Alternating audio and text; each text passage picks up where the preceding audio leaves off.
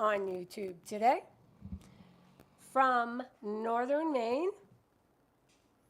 We're rocking the Dutton Ranch stuff. I don't know if you want to see how. It's not quite the Dutton Ranch, but I wanted to sort of, I have a kennel out there, sorry, in the sun porch. So wanted to sort of touch base with everybody. I haven't been live on YouTube in a minute. Been kind of sidetracked doing some stuff. We are, this channel is called Vista English Mastiffs. We are in northern Maine. We retired up here. I'm originally from Boston. And my husband is originally from Philadelphia and was in law enforcement in Florida.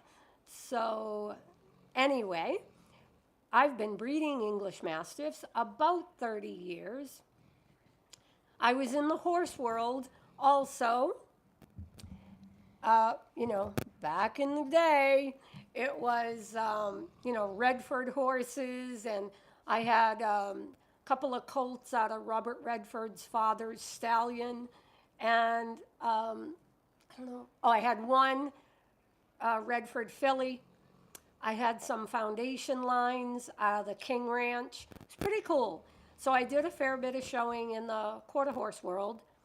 Low key, because actually I was given riding lessons at the time. And, the coach doesn't have time to be on the road because you're too busy coaching. And so it is what it is. So I had 2 Italian restaurants, Anthony's Fine Italian Cuisine, and a Taste of Italy. And so I was trying to do a lot of things at once. I was trying to run and own and operate my restaurants. I had, rental properties at the time. I was trying to take care of my parents, my mom rather, and, raise my kids. And so, it's just been an interesting life. It is snowing hard here in northern Maine, guys. So, it's been an interesting life. I think that from a very young age, my mom put me on horseback with her when I was like 2. And I've had so many blessings come my way. I'll tell you guys so that you can get to know me a little bit. I know a lot of my followers haven't, been with me because I've had the Facebook page since like 2015 or 16. Been on Instagram for about 2 years now. And the truth is, I'm not tech savvy. I call myself technologically challenged. For those of you that, I'm not going to throw a professionally done video at you. What you see is kind of what you get.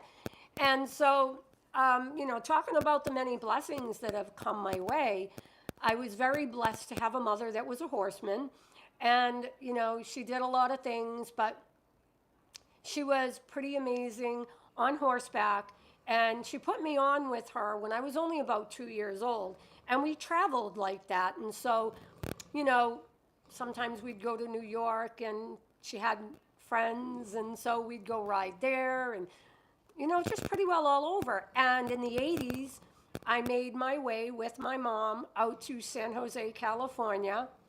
And, funny little, FYI about me.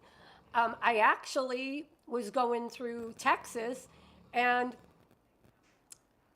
had to use the ladies' room, and we pulled into Gillies. And fun fact about me, I was actually in Gillies right after they filmed Urban Cowboy, and I walked in by the bathrooms and couldn't believe what I was seeing. I keep trying to remember who was playing on stage at that time. But I honestly, I can't remember. I believe it was Mickey Gilley. But it was so much fun. I did not realize then, at 19, riding horses every day and, thinking I'm invincible, that I was walking into the back of Gillies, right? And so when I rewatch the movie, it cracks me up every time. Um, so I breed English Mastiffs, for about 30 years. One of my clients live in Dallas, Texas, Tristan Simon and his wife. Um, and they actually brought me back when they came to pick up their puppy here. They flew in. They brought me a Gillies sweatshirt and ball cap and can opener, a bottle opener. Gillies burnt down, so it's in Dallas now, I guess. But anyway, super grateful for that. I have amazing clients from all around the country, all different levels of, lifestyle. And so I'll tell you a couple of fun facts about me. In my breeding program, I have pups in Westchester, New York, in $3.5 or $4 million homes with, detectives. I have homes that, pups that are in homes of FBI agents. I sold two pups about 4 years ago to a couple of different snipers to the Pentagon. I really love that we try and take care of our law enforcement and our military. We try and give back. So we donate one free puppy a year to a retired military member that has come home different than he went. And, my opinion has always been that this country doesn't really take care of its military. So if I can give back in any way, that is my goal. I'm not trying to breed dogs to pay my bills. We don't have a mortgage, don't have a truck payment. So what we do from our heart. I'm kind of a science geek. I'm really a medical person. In the animal world, I get down and can get dirty. I've delivered mares in the middle of the night and, waiting on that afterbirth. I've done stitches. I've removed stitches. I've gelded horses. I was pretty blessed to have a friend that was a large animal neurosurgeon in Canada, and so I sort of trekked along with her for a while, and then I became pretty good friends with, my vets through the years, and so I've done a lot. But that's not my claim to fame. But, so, fun fact, in 1986, my brother asked me to go out to Los Banos, California. He had some horses that he had gotten in that he wanted some help while he was working to get under saddle. And the intent, I guess, was he wanted to flip them. So there were a couple of Arabs, there were some quarter horses, there were, a lot of different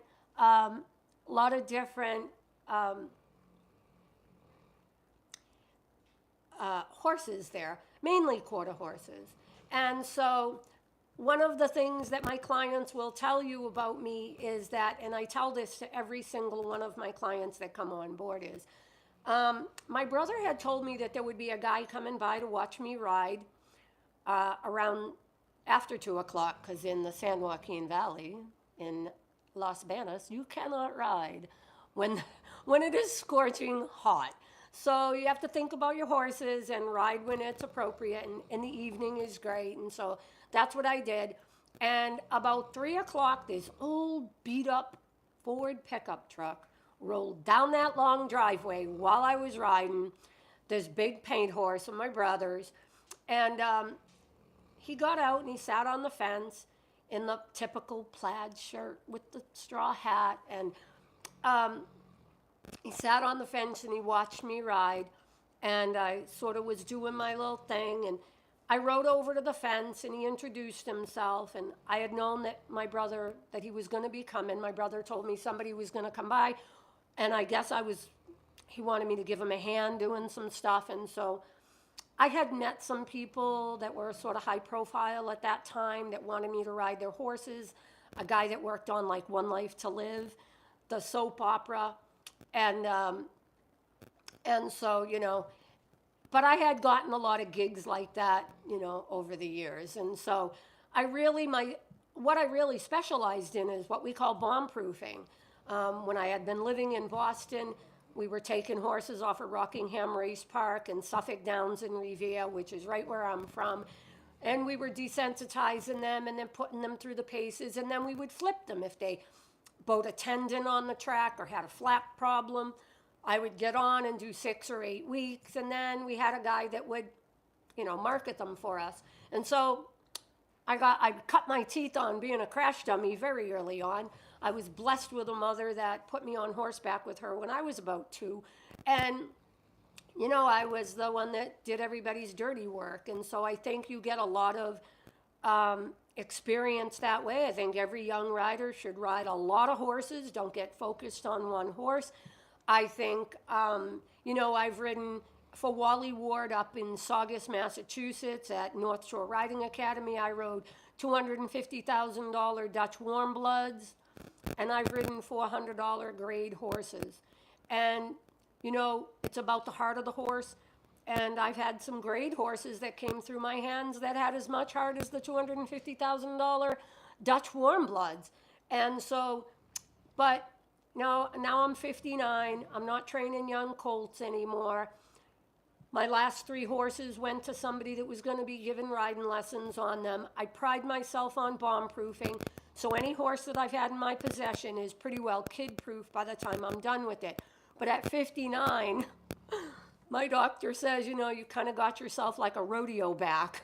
I've been pinned in horse trailers. I've been trampled. I just done so much. And at 59, living in northern Maine, the winters are long and hard. I just don't want to do it anymore. And so we've been at this farm. We've had these the 2 farms for about, since '04, I think, when Chris retired from law enforcement. But the winters are hard, the winters are long, and, I don't have an indoor riding arena. I am looking that possibly to maybe build one. I want to maybe build one with, some sort of heating system, right? And so, long story short, I'm out in the 80s. I'm in Los Banos, California on Volta Road, and I'm riding, and this guy rolls up in a beat-up old Ford pickup truck. And his name was Bob, and I know he knew a lot of the greats, like Tom and all the greats that you hear about that, the old timers that we listen to today, and we only have them on video today. And after I was done with what I was doing, I rode over to the fence, and he introduced himself. And this is critical to learn if you know anything about me in the dog world. I take what I do, dog breeding, very, very seriously. I'm the only breeder in the United States with Del Fracasso lines out of Sicily. And so, there are people that came before me that trust me to do the right thing with their lines. And so money alone does not buy a puppy from us. And so that's important to know. Money alone does not buy a puppy from us. I need to know that you are ready. I need to know that you are willing to do your research and to listen, because, you can break the heart of an English Mastiff very, very easily. And I just don't want that. I just don't want that for one of my pups. So I ride over to the fence, and I say to Bob, I said, my brother told me you were coming. It's nice to meet you. And after some small talk, it's funny because people ask me, how do you remember this so vividly?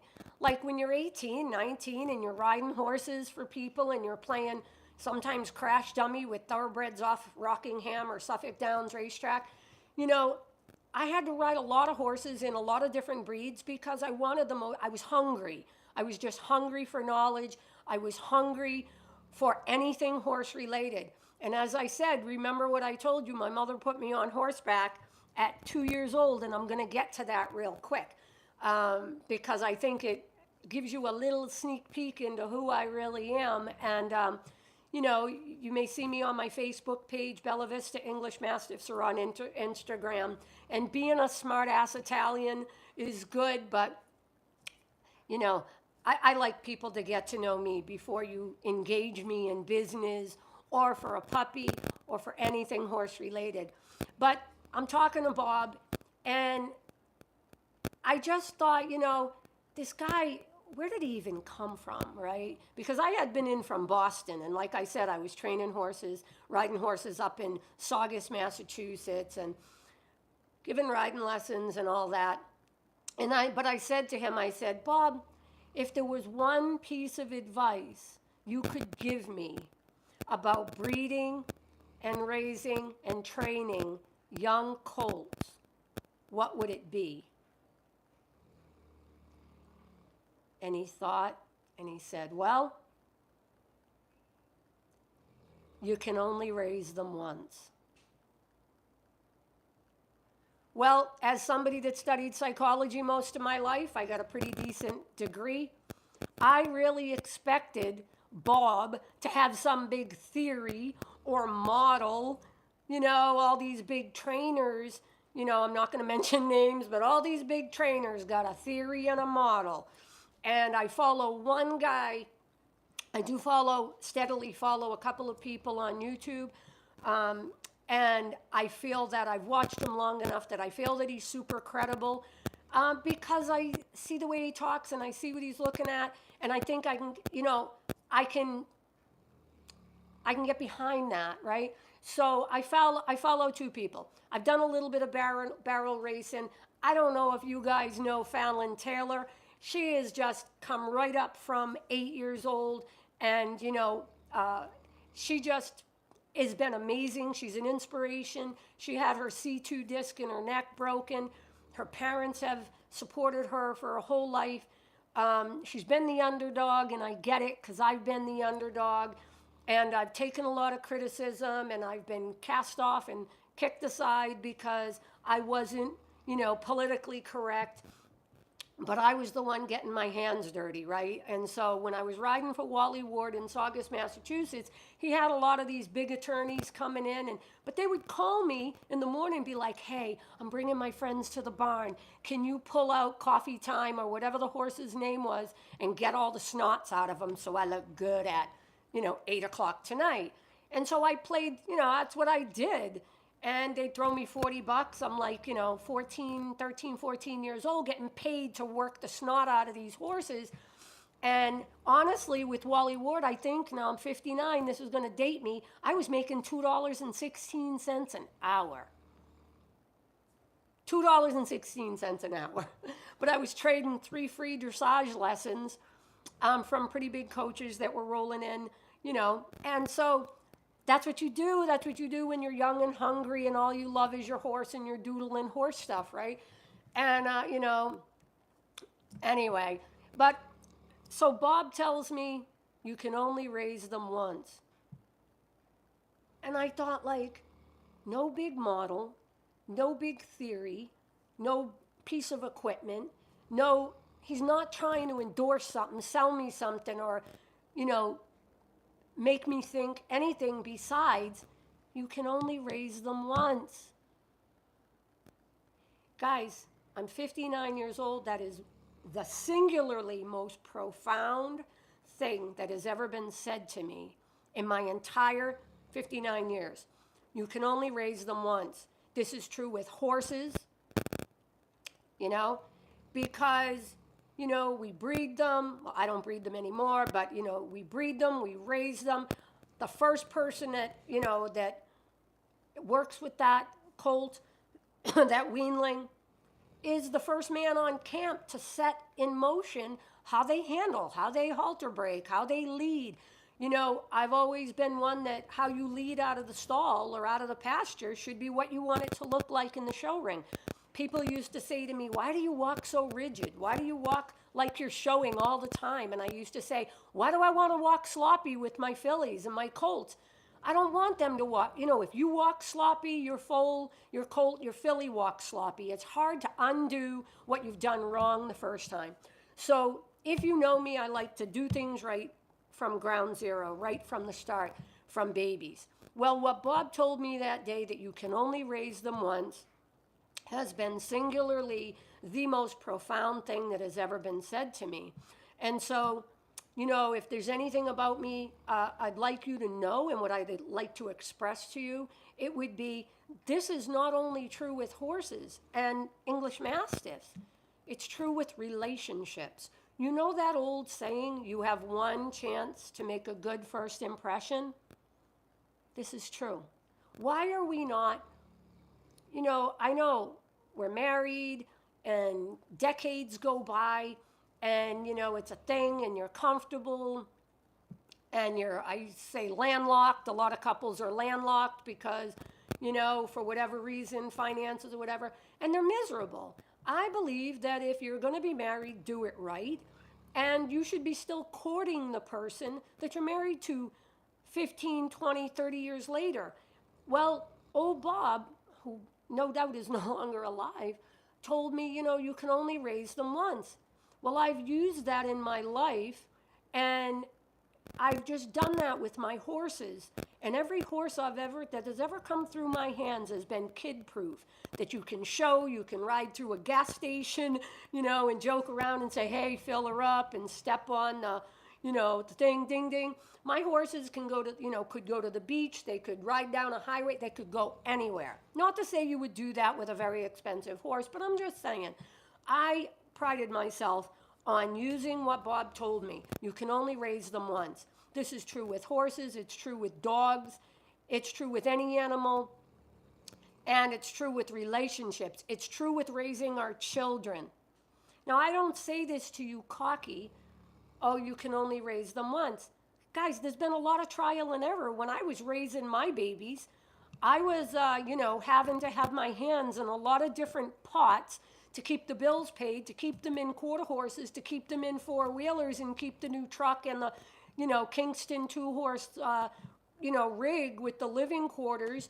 I mean, going to horse shows, I had to make money. These horses had to make money. So I had ponies and did pony parties and did everything to keep my kids in a lifestyle that they were bred into while owning the two restaurants and meeting people. And so I've implemented that in my life. Hi, how are you? Please say hello and tell me where you are checking us out from. Thank you so much for joining us. And so, it's really stuck with me. Guys, we can only raise them once. It's true with, weanlings and how they imprint. It's true with English Mastiffs. This is a giant breed dog. If you don't start out with the best bloodlines and the best breeder, they're just another dog, and sometimes they can fall into the wrong hands. Not in my breeding program, because I do check everybody out, but my clients stick with me pretty well for life.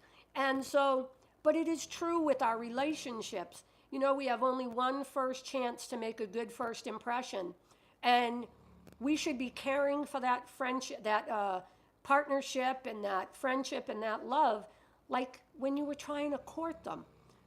Every day you should wake up grateful to be alive, thankful to Jesus. Fallon Taylor will tell you, always say thank you to Jesus. I love that about her. And so she's younger than me. I came before her, but she's certainly an inspiration to everybody. I had a pretty bad neck injury in 1996, and it paralyzed me temporarily.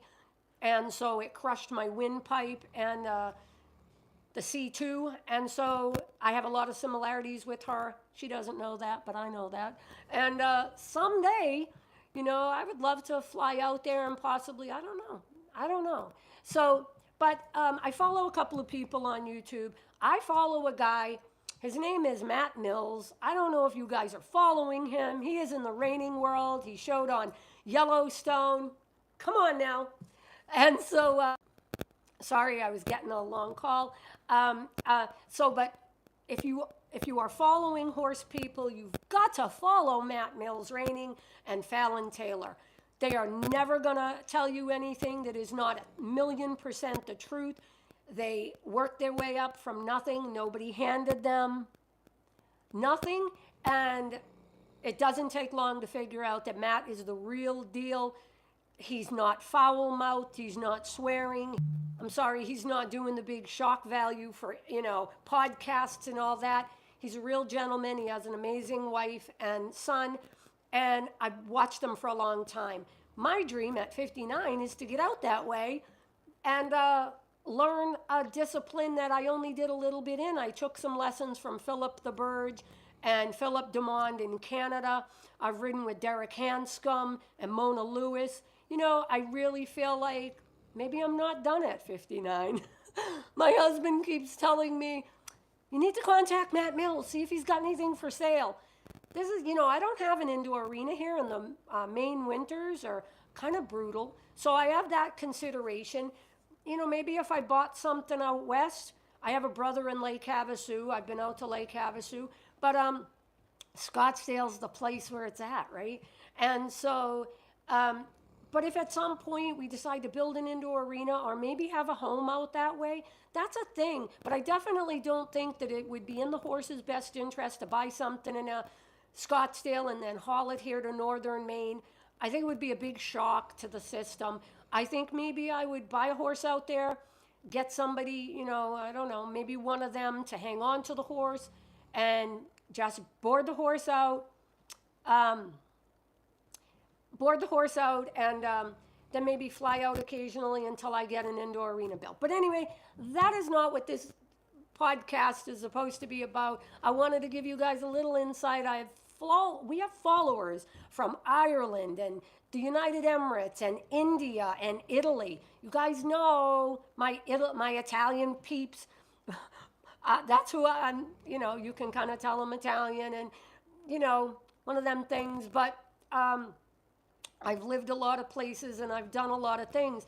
Pretty well just always been hungry to live a certain way. And, horses and dogs have always been a part of my existence.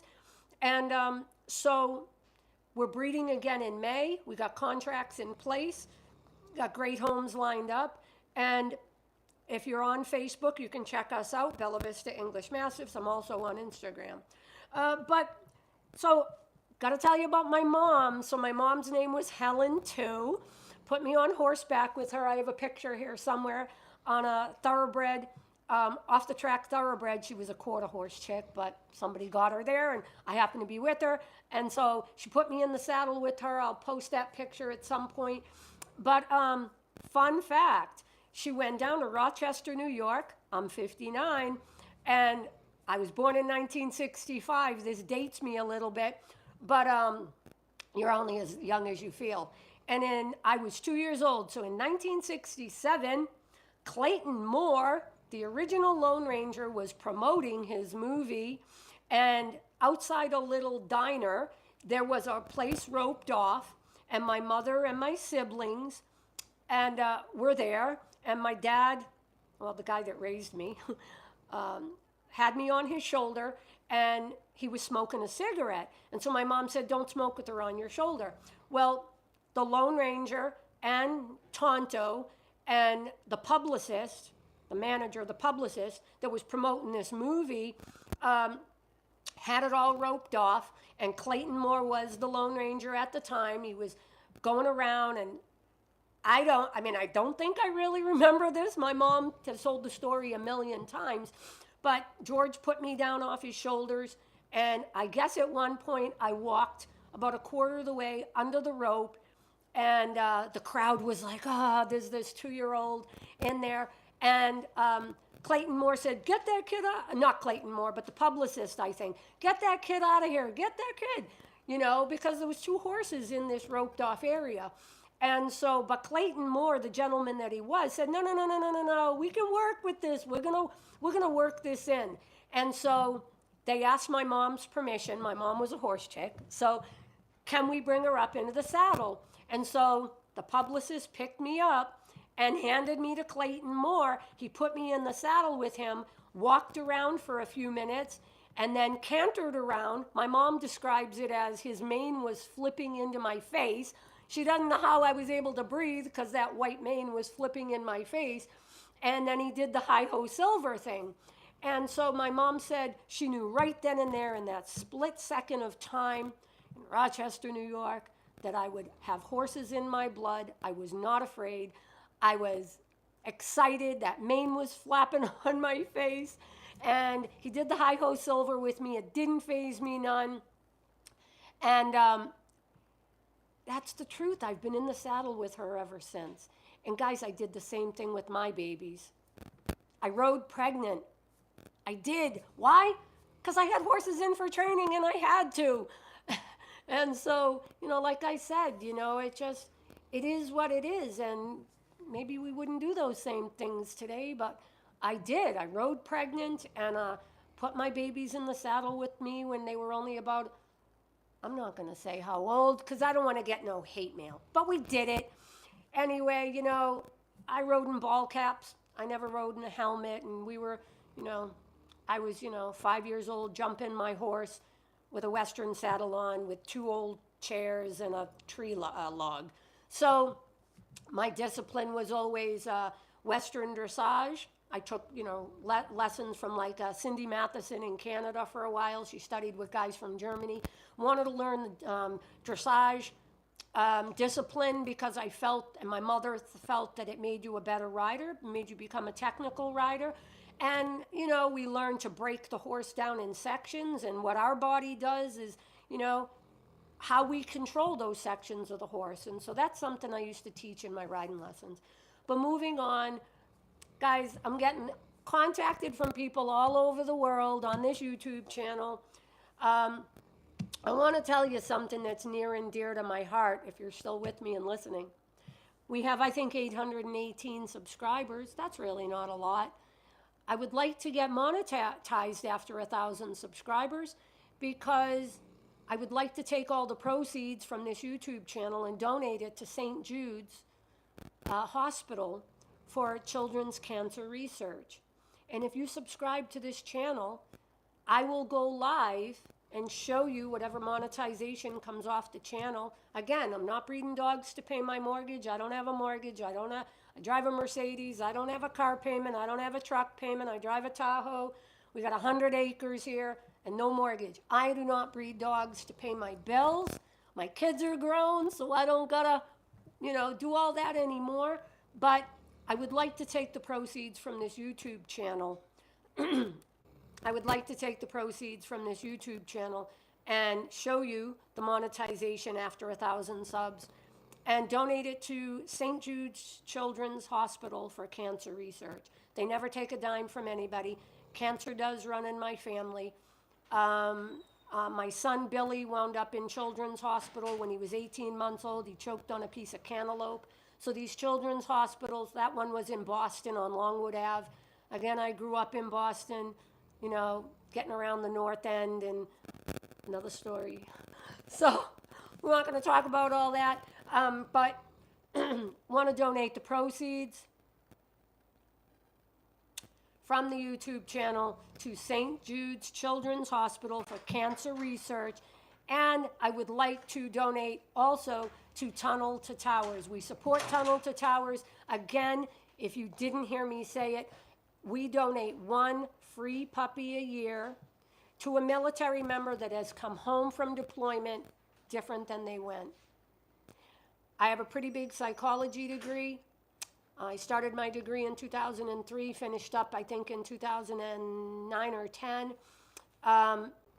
And I can tell you that this country doesn't take care of its military, guys. I mean, it doesn't take care of its military. And I say guys like I'm talking to you. There are men, there are women of all ages in our military and this country. I'm sorry, a lot of them wound up on the streets in the last 4 years. It's unacceptable. A veteran should not be sitting on a refrigerator box on Newbury Street in Boston while the shelters and hotels are full of people that are not citizens. I come from immigrants. My father was born and raised in Italy. My people are all from Italy, but they came here legally. That's all. I don't want to lose anybody. I don't want to get anybody mad, but that's my heart. That's my thought, is we should be taking care of our military members and our injured law enforcement. And if you check out my page on Facebook, that's what you will learn about me, is once a year we donate one free puppy to a military member or a retired injured law enforcement agent that was injured in the line of duty. And we owe that to our veterans. So moving all that aside, if you're with me, I appreciate you. Please support us, because just know I'm not trying to do this YouTube channel to buy Louis Vuitton purses and all the stuff that all the YouTubers are trying to do. Most of us horse people slash dog people are doing it just to make people aware and to educate. And so it's important that if you follow me, you might as well know that I have a passion for this. And so if you haven't checked us out on Facebook, it's Bella Vista English Mastiffs. Same thing on Instagram. I'm really not tech savvy. So this video may or may not be great. I hope it is. But if it's not, then just maybe cut me a little slack. Again, my name's Helen. I live here in northern Maine. And just wanted to get with you and share a little bit of who I am. Remember, guys, it's important. We can only raise them once. Whether we're talking about horses, dogs, our children, and our relationships.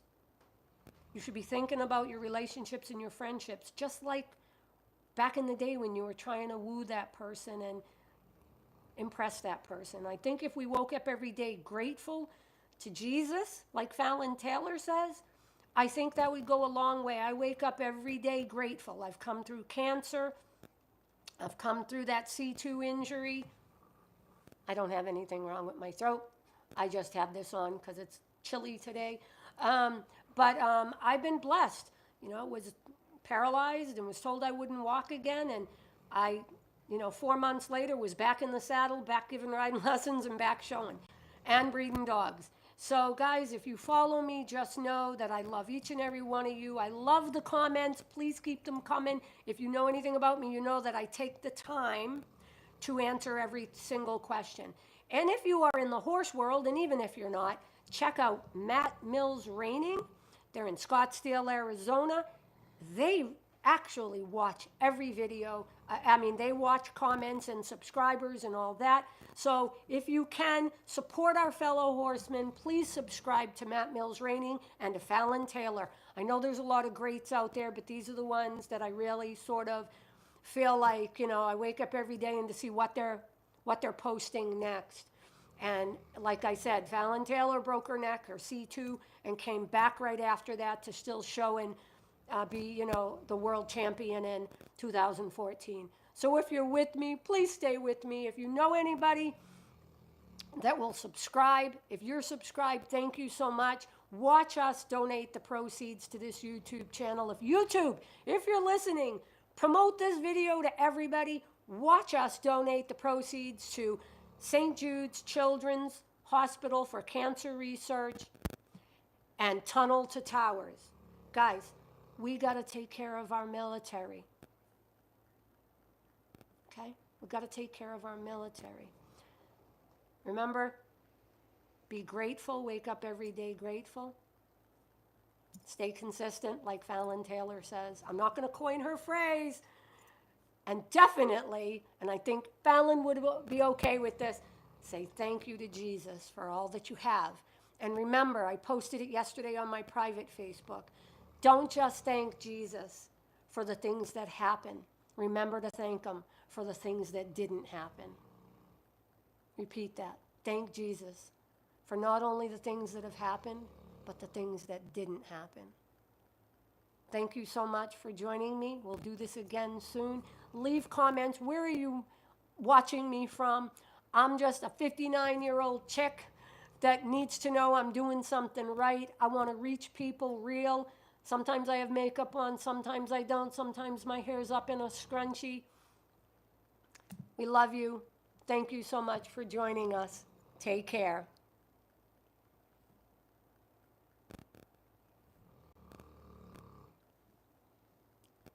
I don't know if I know how to do this. Oop, oop, oop. Anybody going to tell me